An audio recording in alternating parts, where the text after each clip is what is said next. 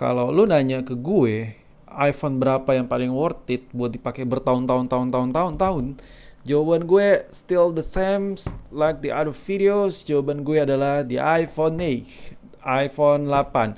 Kenapa iPhone 8 yang gue rekomendasiin? Jadi gini, iPhone 8 itu kalau boleh dibilang desainnya sampai sekarang itu masih dipakai. Contohnya kayak iPhone SE generasi 2020 yang which is itu masih cukup mahal, ya kan? Dan sekarang iPhone SE 2022 yang which is tuh harga motor, dan secara basic design masih menggunakan desain di iPhone 8, di iPhone X.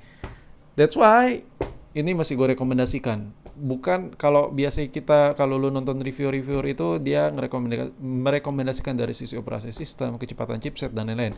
Di sini gue bakal sedikit kasih bumbu-bumbu video yang sedikit berbeda dari video-video yang lain yang pernah lu tonton.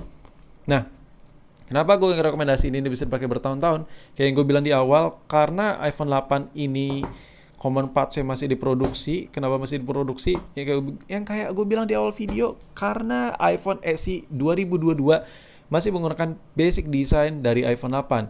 Dari layarnya, dari komponen fleksibel ya, baut-bautannya itu banyak yang sama. Jadi kalau seandainya iPhone rusak, spare part itu gak susah nyarinya. Itulah alasan pertama kenapa iPhone ini bisa dipakai bertahun-tahun.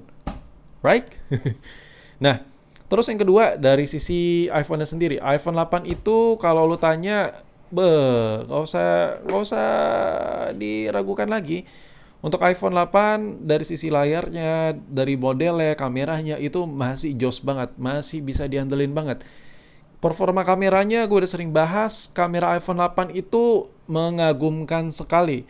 Kayak lu tuh kayak berasa beli Android yang harga 5 juta ke atas. Jujur, gue harus mengaku itu. Meskipun sekarang gue lebih suka Android sih. Tapi kalau lu tanya dari segi kualitas perekaman videonya, hasil jepretan itu setara kayak iPhone, kayak Android harga 5 jutaan ke atas. Tapi lu bisa dapetin iPhone ini di bawah 5 juta tentu ya, lebih murah daripada lu beli Android. Jadi sebenarnya benefit beli Apple tuh banyak sekarang keuntungannya. Kalau lu pengen HP yang bagus tapi nggak pengen keluar budget yang terlalu mahal, ya udah banyak opsional ya, salah satunya iPhone 8. Kalau ada yang bilang produk Apple tuh mahal, yang dilihat iPhone 13 mulu sih. Jadi kayak berasa mahal gitu. Padahal kayak iPhone 8 ini kalau dibandingkan sama Android flagship, bah, gila. Tapi balik lagi, ini Apple, lensanya cuma satu khusus iPhone 8. Kalau lo tanya fitur, kalau lo ngebandingin fitur, banyak Android yang receh-receh, murah-murah, fiturnya jauh lebih banyak daripada ini. Yang gue omongin sini adalah dari sisi kualitas ya, hasil jepretannya, kualitas videonya, hasil rekamannya, itu kepake banget kalau lo yang butuh banget yang namanya quality video, quality foto dalam sebuah handphone yang lo pakai untuk kerjaan. Percaya deh sama gue. Ini salah satu one of the best. Nah, itu baru ngomongin fungsinya aja. Kalau ngomongin operasi sistemnya, ini lagi, itu bisa dapat updatean tuh masih panjang banget, men. Jadi kayak lu beli ini, lu pakai sampai 3 tahun tuh aman. Kalau untuk pemakaian ringan, pakai sampai 5 tahun lagi masih bisa gua rasa ini. Jadi sekali beli bisa pakai sampai 5 tahun untuk pemakaian super ringan lah menurut gue. Ya menurut perhitungan gelap gua lah. Karena kalau dipakai secara berat, ini kayak setahun, 2 tahun, ini masih nyanggupin. Kalau 3 tahun, I don't know. Kalau lu beli yang gigabyte tinggi, mungkin masih bisa. Tapi kalau lu beli ini, lu pemakaian berat, setahun 2 tahun, ini masih nyanggupin banget. Pakai banget, dan masih dapat updatean iOS yang masih baru-baru. Masih tenang aja. Habis iOS 15, ada 16, masih dapat nih updatean. Jadi, gak usah takut untuk jangka panjang. Nah, dari sisi material gue udah bahas, ini masih worth it banget, banyak banget common parts sama kayak iPhone SE 2020, kayak iPhone SE 2022, jadi nggak usah dihiraukan lagi. Ini juga udah support fast charging, ini juga udah support wireless charging, jadi kurang apa lagi, udah modern look banget iPhone 8.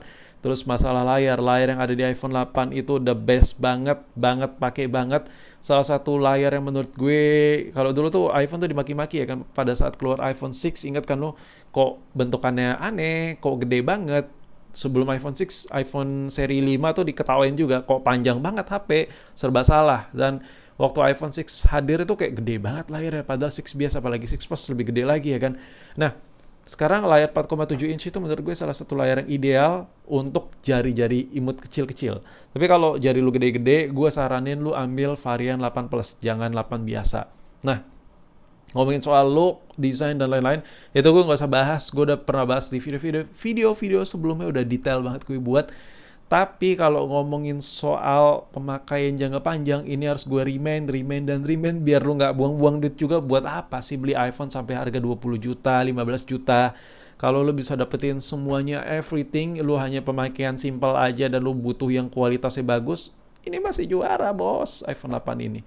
Kalau di compare sama iPhone 7, jelas lewat. iPhone 8 itu kelebihannya banyak, perekaman video jauh lebih oke, kalau hasil foto mirip-mirip ya. Perekaman video jauh lebih oke, apalagi low light-nya jauh lebih oke, jauh lebih memadai, dan ini bisa iseng-iseng aja lu upgrade pakai kamera iPhone SE 2020. Ini bakal jos banget sih menurut gue secara personal ya, kalau lu gila sih kayak gue. Nah, kalau untuk spare part, elah, gak usah diraguin lagi ini. Daripada lu beli iPhone X yang nggak jelas ya, kalau tiba-tiba layarnya rusak, kalau yang pengen bagus banget layarnya tuh biar enak di mata tuh harganya masih norak, mendingan iPhone 8. Kalau layarnya kenapa-napa lu masih bisa ganti yang murah tapi layar yang bagus, masih bisa dapat layar bening-bening gitu meskipun non ori. Layar orinya juga terjual banyak banget, lu bisa dapetin layar orinya juga yang copotan yang lain-lain. Kenapa? Karena iPhone SE 2020 layarnya iPhone SE 2022 jadi kayak kurang apa lagi gitu. Frame-nya lu bisa pakai dari iPhone SE yang ada, terus bagian home button-nya dan lain-lain ya kan, itu common parts-nya banyak banget di iPhone 8.